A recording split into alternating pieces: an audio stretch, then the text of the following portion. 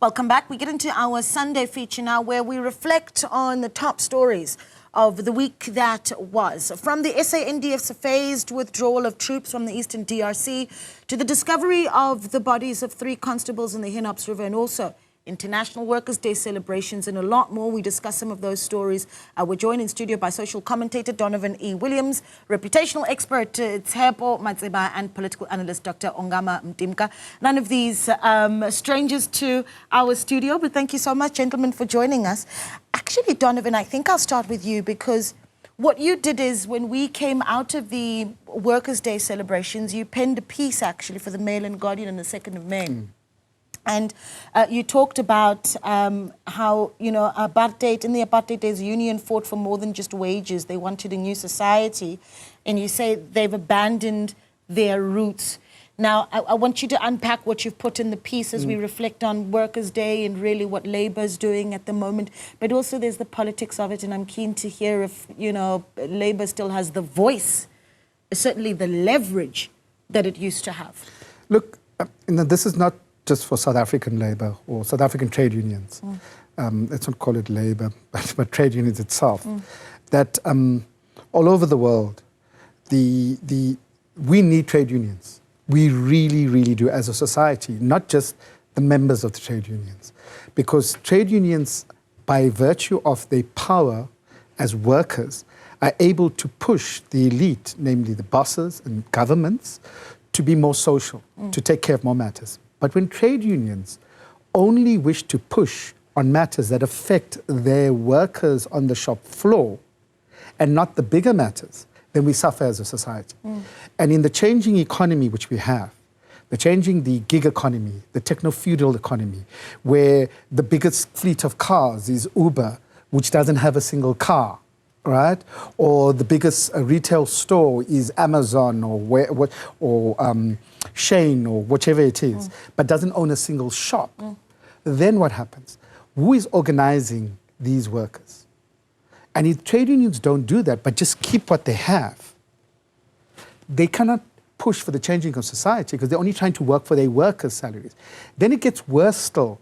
And this is not just true for South Africa, but true all over the world. When all over the world, I'm including the West, that you have trade unions fighting for wages for government workers.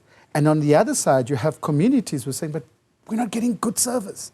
Why are you increasing their wages? And that makes a tension between communities and trade unions when they should be working in concert. And you're not having that anymore, which you did have during the apartheid struggle, where an injury to one is an injury to all. So there are questions on, one is, what is the value of work? But are trade unions really organizing workers? Are they just opposing government for their workers? The majority of workers in the Congress of South African Trade Unions and others are government workers. Are they organizing Uber Eats drivers? Are they organizing Uber drivers? Are they organizing I don't want to give promotions for different companies now, right? But they're organizing these delivery drivers. And companies have made these people contractors. They have not made them workers. So they don't pay them pensions, they don't pay them medical aid. If they get sick, they don't get paid. And these are poor people, basically. These are working class people. So why is trade unions not organizing them? Why aren't they changing this? And this is the changing economy.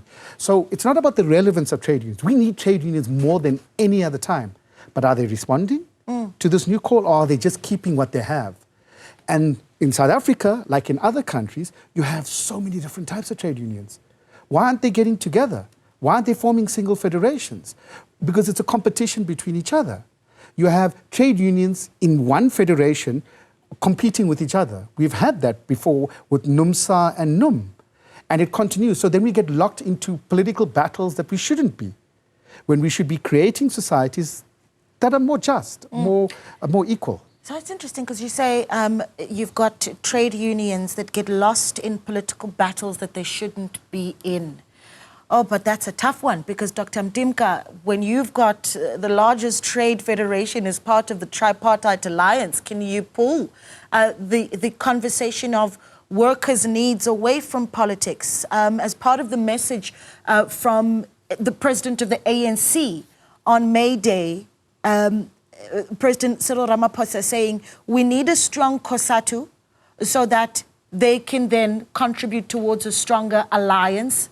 And that is where the focus needs to be. Strengthen COSATU so that we strengthen the alliance. Number one, I don't know if that's actually possible and if the strength of that alliance still stands. But what you make about even the points made by Donovan around the politics getting in the way of dealing with workers' rights.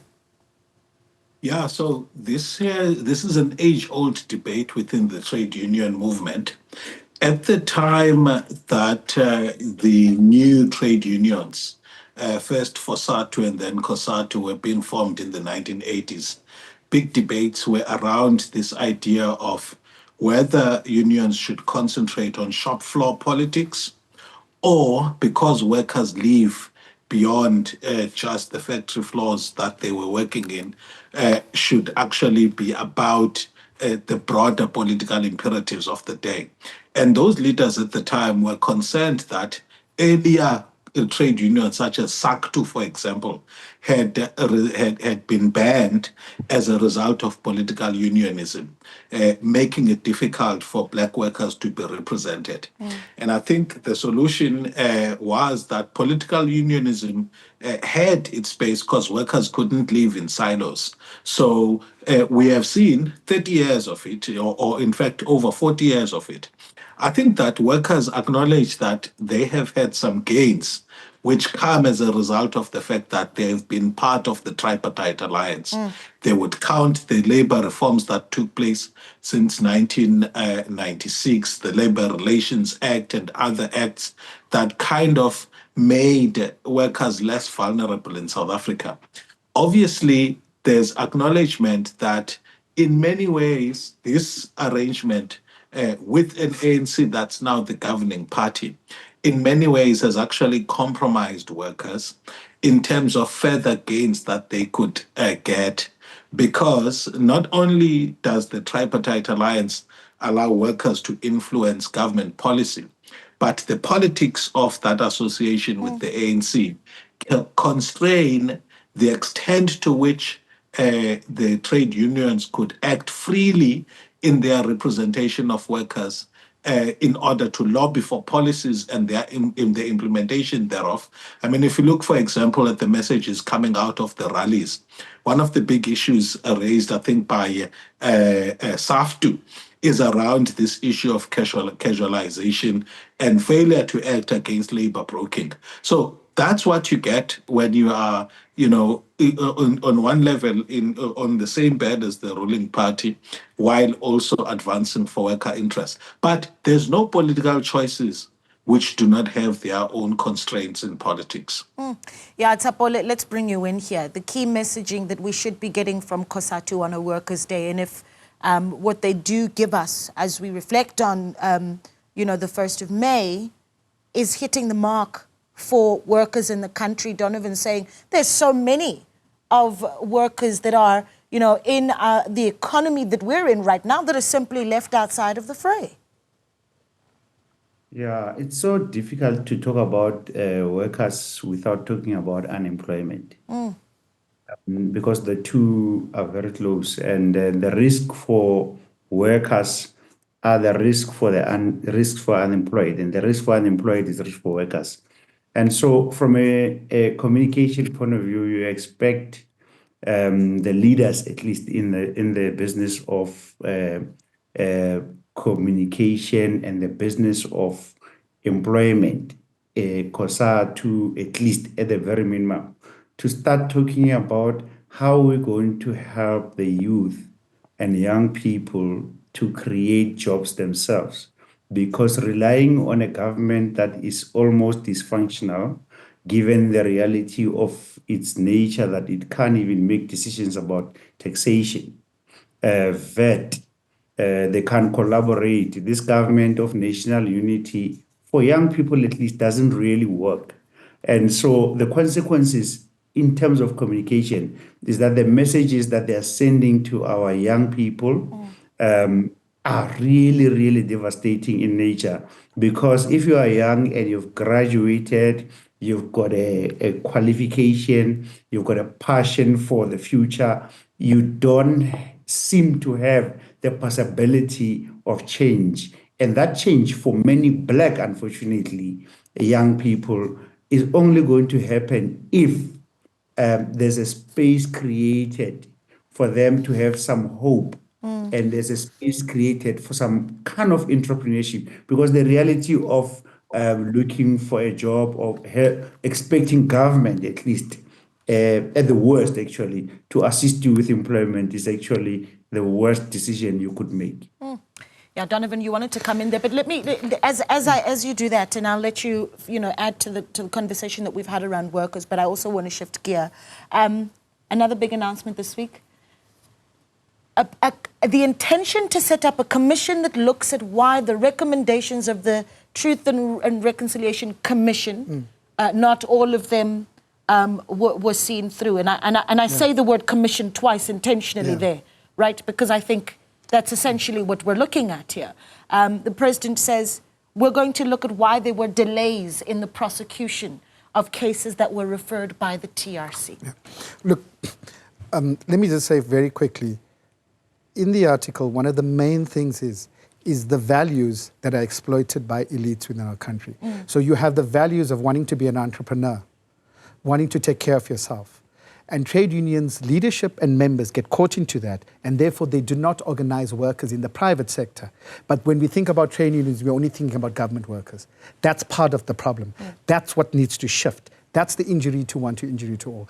You can't be saying you're a trade union, but you share the same values as bosses. There's not much difference in the bosses. But going back to the commissions of commissions and commissions, that, look, former President Mbeki raised the matter, and on the face of it, it looks that he is trying to defend himself. But this is not the first time he's raised it.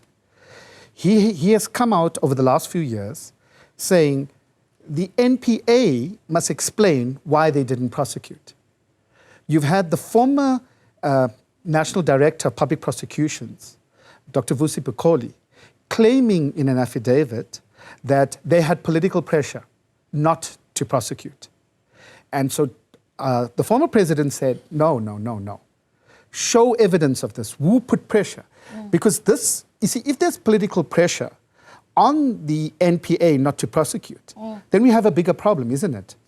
Because no minister or deputy minister or president in the executive should instruct our judiciary who they should prosecute or not. They could say that, look, we want to say to you that this could be this problem or there's this consequence, but it's your decision as the national prosecuting authority, which is insulated by the Constitution, to make your own decision. So Thabo Mbeki, in his affidavit with the former Minister of Justice, Bridget Mabandla, is saying, we don't disagree with the families who have taken up this matter. And they most probably, this is why President Ramaphosa and his government initially opposed, and now they've withdrawn their opposing, and they said, let's set up a commission to settle this matter. Now, there are two parts to this. The one is to say, was government, in other words, the government, guilty of interfering with the NPA? Show us the evidence of that, because then people must be prosecuted for that, because it's wrong. No, if President Mbeki instructed anybody to say, don't do this, we will come for you, whatever, then he's wrong. And he's saying, I have not done this, show us this evidence. So the NPA must be honest why they didn't prosecute. Did they think it was wrong? That's a different matter. But then there's the question of where that political pressure that was talked about would have come from. Exactly. They need to show us. Because very often what you do have, you may have your editorial framing in Newsroom to say, oh my goodness, we need this advertising, we need this revenue, we need this cooperation from government. So let's not take this matter up, because it'll look bad for us. If you do that, you as Newsroom have made a decision, an editorial decision, based on what you think would work for you. If the NPA is thinking in that way, they are wrong. But if they have the evidence that said that this person called us and said to us, do not take up the TRC matters, this is not good for government business, and if you do, we will deal with you, they must come clear, and they must come to say that. So Mbeki is correct to say, we have never done this. Because what it would mean then It means that every time there was a prosecution on who should be prosecuted and so forth, did you go and get permission? Like back in the day from apartheid times, you called PW Botha and asked, can you do this? Yeah, you go. Was there a conversation that took place in the president's office around the prosecution? This is what we're going to do. I want to take some calls, and then when we come back from the break, Ongama, I really want you to tackle this one for us as well, right? This commission to look into delays in prosecutions of the TRC. But Puti's calling in from Pretoria, wanting to talk about Workers' Day. Puti, good evening. Hi, Naledi, and good evening to your panel and your viewers at home. Thank you so much for calling. Go ahead. For me, there's a question that you as a host and many other journalists, I wonder why you never ask this question. The so-called unions, they never focus on the interests of the workers. Their first priority is to find ways in which they can actually use their positions as leaders to then ascend politically at the expense of workers. I mean, you ask yourself one simple question. There's this abusive relationship between COSATU and its affiliate and the ANC. But they won't let go, because this thing starts back with the Madladanas and all this other leaders who ended up being ministers and politicians and so forth. Now, the priority should be for them to focus on workers' rights. First and foremost, that should be the priority. And it shouldn't matter which government is in place. The bottom line is that the workers' challenges and issues are still the same. If the focal point was that, everything else would be in place. But because they are using that as a vehicle to get to I mean, imagine, for instance, if you, Naledi, you were a member of MKP, to use that as an example. But at the same time, you're a member of COSATU. If it's during elections, COSATU chooses to support the ANC. It means your subscriptions are going to be used to support a political party that you don't use. But nobody ever raises this question. I don't want to go into the details, but I'm just saying it's high time that we really delve into this nonsense, the Samcos and all these people who actually talk about the tripartite or nonsensical alliances, which actually don't work for their members, but it only works for them. Thank you very much. Puti, thank you so much. And I think, just a really interesting assessment that you've made there around, and we touched on it a little bit earlier, the need of, what we do when you do have that relationship of the tripartite alliance versus what COSATU, for instance, can and should say for workers. But we're going to continue looking at other top stories of the week on the other side of this short break. The TRC Commission to look into delays. We're going to tackle that some more on the other side of this. Stay with us.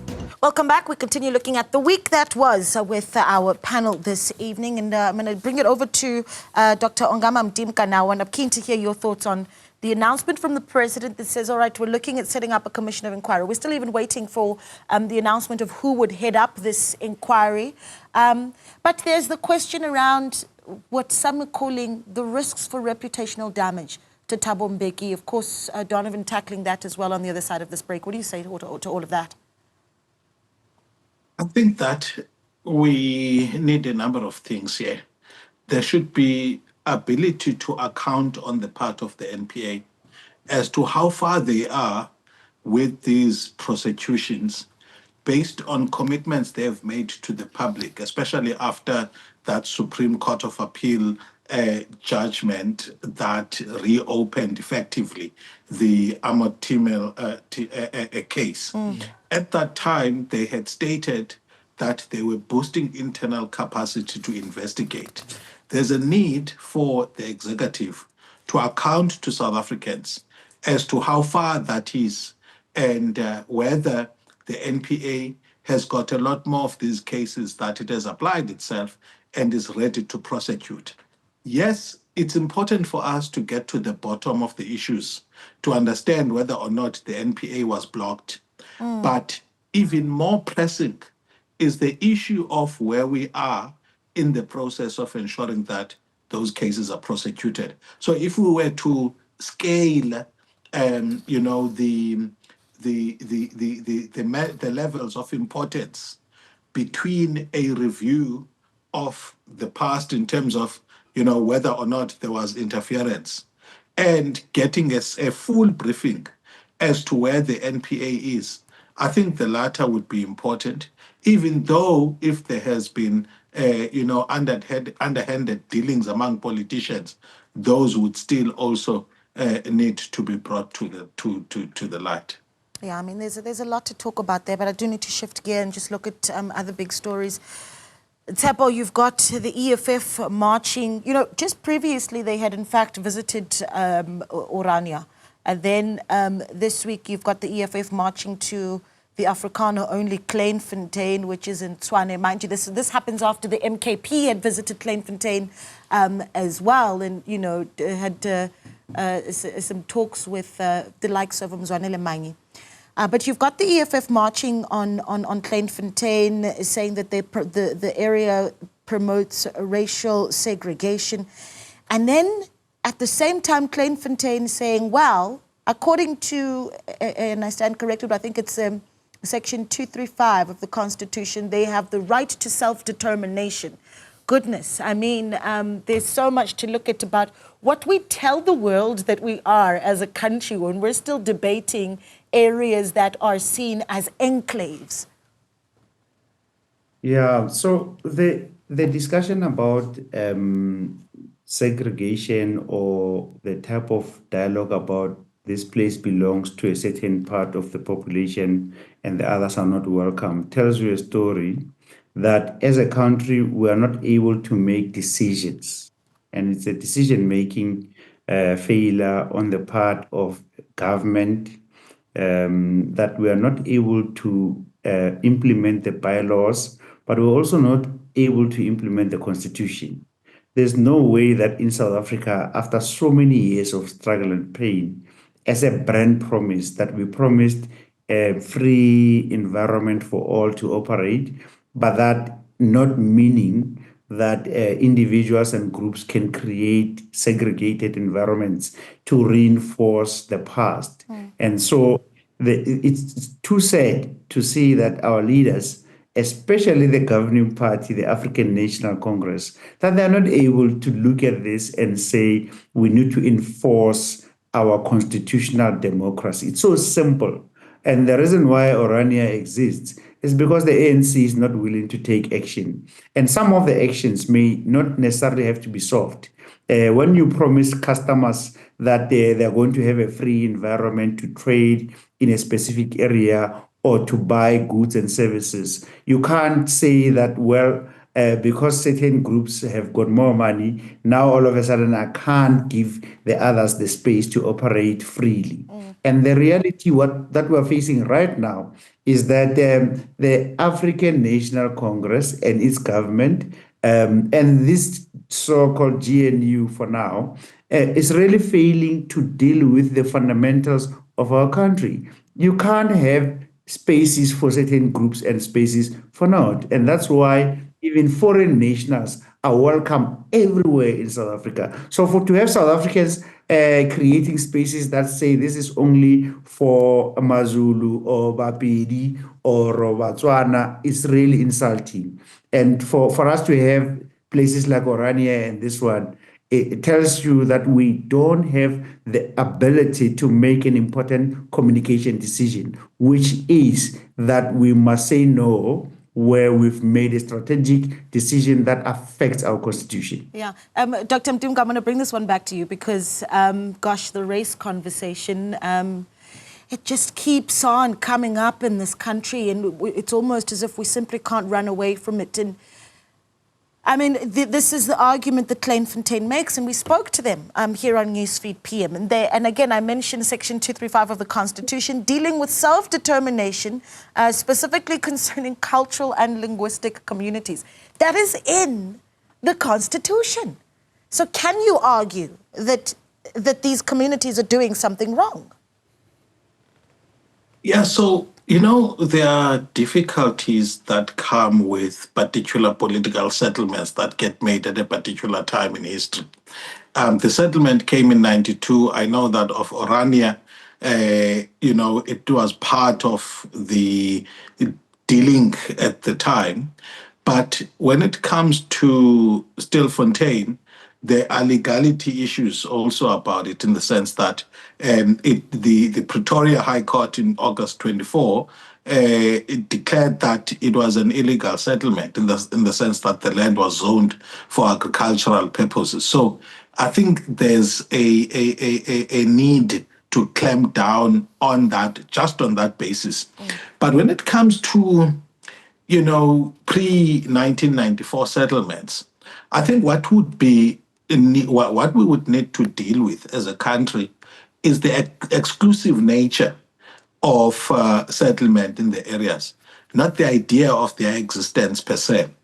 I think if you deal with the exclusivity issue, you've dealt away with the racist element of it, which is not welcome in the post-1994 area. I think that the people settling a space, particularly in Orania, because I think Kleinfontein is a different case, is partly protected in the sense that linguistic communities are protected, but there is no place whatsoever for exclusivity. Sure. And a big debate. And you've got parties like the MKP and obviously the EFF tackling that one. I want to move on to, these are activities now coming out of this weekend. Back to the politics of, some of the big political role players, Fikile Mbalula having called to order members of the ANC who seemingly are in support of Paul Mashadile's campaign to replace Cyril Ramaphosa. I've heard the argument that it's way too early to start thinking about what's next for the ANC. The elective conference is still so far away. But this is the pattern or the cycle that has not been broken. The cycle is exactly like this each time. When you begin your second term, you kind of have 100 days, like a couple of years basically, right? So it's not, right, a couple of years where everybody remembers that you are the president. And then they start to realize, but you're no more going to be the president and we'll be having a conference. So that's the cycle. So now we need to shift. Will we want to be the president, or who we must align ourselves with so we return? And you create a lame duck presidency very often. Now, part of the renewal of the ANC is trying, not necessarily succeeding, trying to going back to the values of building this new South Africa of a non-racial, non-sexist, equal, prosperous, whichever, based on the Freedom Charter. And so that is not about individuals, not about persons. But it's difficult to do that when you as politicians, both in government and in the ANC, don't necessarily exude this. And this is what Mbalula is trying to the Secretary General is trying to say, hold on, not that it's even too early, but guys, we've got bigger issues. We've got this renewal project. We're trying to renew, so we're trying to be better in government, and for us to be better in government, we have to be a better ANC. But he can't get that because just like the Kraaifontein matter, which was going through just now earlier, our politics, and this is a problem South Africa has, our politics is captured by performative politics. You play to the gallery. You continue to play to the gallery and forget your own context. So in the Kraaifontein area, you have EFF, which is part of the government of Tshwane, right? Kleinfontein is part of the government of Tshwane, will play to the gallery, do the performance. At the same time, Freedom Front Plus or whatever these Afrikaners forget their own history and as beneficiaries of apartheid itself, white people in general, Afrikaners in particular, as beneficiaries of apartheid to say, we've got to make up for what we have done before. So therefore, a Kraaifontein or an Orania, etc., is not what we should be looking for. But none of those questions, because that renewal is not just renewal of the ANC, it's a renewal of us as a society, because our politics is shallow. When are we going to start admitting this? That our politics and our leaders play to shallow politics. So we make it big man politics. I mean, African politics becomes that. It becomes big man politics. It becomes, now we're going to get a Mashatile. Before it was a Ramaphosa. Then it's going to be a Helen Zille. Then it's going to be, we surround it around an individual. Our politics becomes that. Like they're going to have some miracle Harry Potter wand that's going to come and just do things. This is the problems we have. So now we're going to go through another cycle. Another cycle where everything is going to be about the ANC provincial, regional and provincial conferences. Then it's going to go to And are people really interested in this? And then we're going to have local government elections next year. And we think that if we're just going to change political parties, not the system, if we're just going to change political parties, suddenly the roads will be done when you don't even have enough revenue for any single city. This is why Cape Town looks good on this side, and on that side is the murder capital. All of these things is because we're not dealing with the issues, we're doing performative politics. And in fairness to the ANC, with all its problems, and it has major problems, as one, government doesn't have capacity. Two, we are not interested in making certain government have capacity because we don't have any confidence in ourselves, so we look what we can get. We look at what will get me the career that I can be well off in the end, and then I will deal with the rest. And there's something wrong within South African society where we want everyone to renew except ourselves. So we want everyone to drive nicely in our street, but when we move out of our street, we drive in any way we can. And that's something we've got to ask ourselves. So in fairness, Fikile Mbalula, as the Secretary General, he is correct to say stop, but he must go further. He must remind people that the reason why we're doing this is for renewal, and those values renewal is so, so important. I could argue, though, and I'm playing devil's advocate, that it is, though, important for the party to start thinking about its future. And so we're going to take a short break. When we come back, though, I'd like to hear the answer to that. Can the ANC walk and chew at the same time, right? And I'm saying, have that renewal conversation while still thinking about They just shouldn't swallow the gum. What it will look like. But what it will look like in 2027. We're going to tackle that and close off, of course, on some of the big stories of the week on the other side of this short break. Stay with us. Welcome back. You're still watching Newsfeed PM. The late edition as we look back on the week that was. Not a lot of time left, so let's get in some of the final thoughts. Dr. Mtimka, just that point that was made before the break there around whether or not the ANC can talk renewal and still have some within the party that are saying they're supporting, for instance, Paul Mashadile in 2027.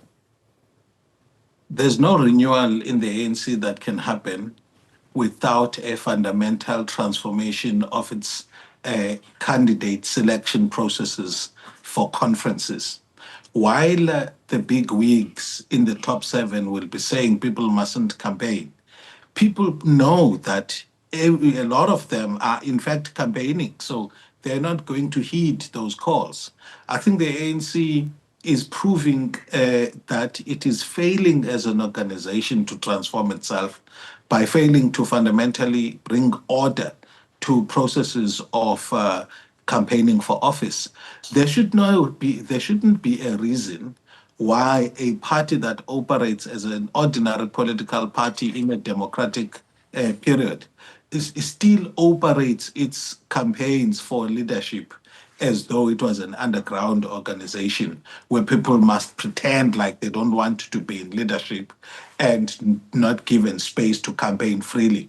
What causes a lot of conflicts and erodes organizational integrity is precisely this facade of false humility and pretending like you don't want to be in leadership, while in fact behind the scenes people are campaigning. So to renew, part of the renewal process would be to open up campaigning for leadership and make it a norm to campaign openly for leadership instead of, capturing branches behind the scenes, because that's where shady dealings happen. Yeah. I'm running out of time, but Tsepa, I want to get your view on this one.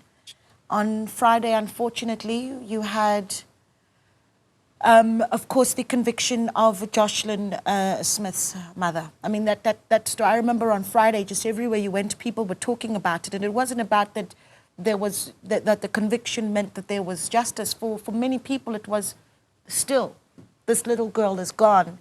And I don't know what, you read from it on. And again, I keep saying to you, you speak for the brand South Africa and what it shows to the world, right? The rape capital of the world, and then a little girl, and this is the ending of that story. What do you reflect on when we think about that? Yeah, so firstly, I would never call South Africa the rape capital of the world. I think we can debate that. But I think the reality of the judgment was a demonstration of South Africa's fair and strength in the judiciary. And secondly, that we must be extremely worried about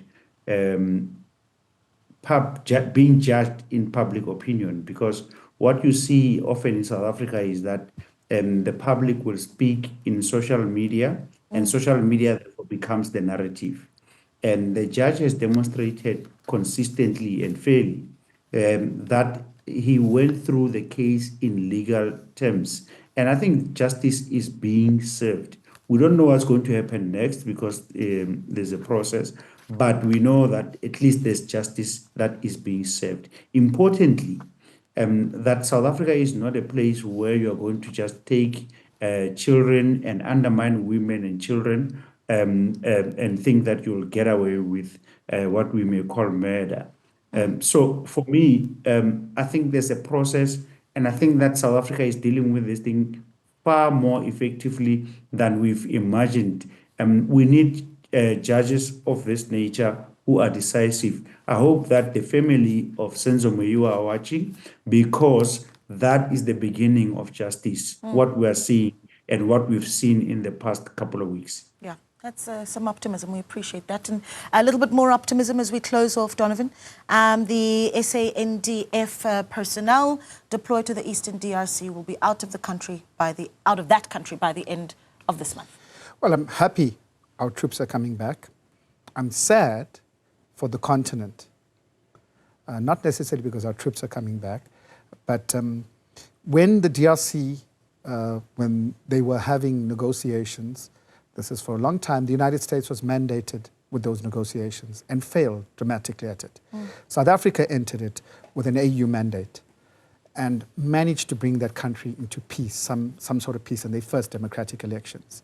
And today, we have peace supposedly brokered by Donald Trump with Rwanda and the DRC, which would most probably make it easier for the minerals to go via Rwanda to the US.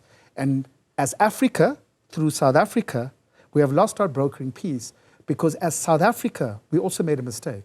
We were sending peacekeeping troops who became part of fighting a war with the on behalf and with the DRC soldiers against Rwandan insurgents, or whatever we want to call them, M23. And we never were told properly by our government, properly about it. So it is sad, it's great that our troops are coming back and not in harm's way, but Africa solving Africa's problems, is that being put on the back burner? And it goes through, there's a lot of things. There's the Joshlin Smith case shows it as well, that yes, we have capacity problems and so forth, but we also have a renewal problem. That crime is a problem because of capacity problems, but we are the criminals, right? So we need renewal. Not just the ANC, we need renewal as a society. Yeah, lots of renewal that's necessary. It's a big ask. Yeah. It's a big ask. And that's we're where good at tackling big things. This is what we have to do. We can't run away from certain issues. And we're going to take a look at a couple of WhatsApps that have come in. Of course, our viewers, they're sharing with us stories that stood out for them in the week that was. Maybe we'll take a look at 2 or 3. Let's bring some of those WhatsApps up onto the screen. Mike Ndlovu says, good evening, Naledi. Is the death of the 3 missing police officers not suspicious? Interesting. It certainly was sad. I remember seeing Atlenda Mate, spokesperson for the SAPS, also, quite emotional as we found those bodies, but investigations do continue, Mike. Thompson Baloy says, big stories of the week, the issue of VAT in court by DA and EFF.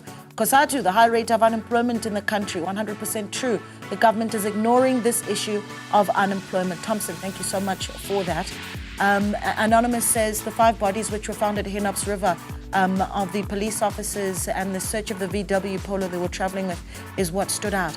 And then there is that also the other individual that was found in the Henops River, an unidentified man. So still so many unanswered questions, but unfortunately that's where we're going to wrap it up. Thank you so much to our guest, Donovan E. Williams, a commentator joining us in studio, political analyst Dr. Ongama Mtimka, as well as reputation expert Tshepo Madzeba speaking to us on Newsfeed PM, the late edition. We've got more news on the other side of the show. Stay with us.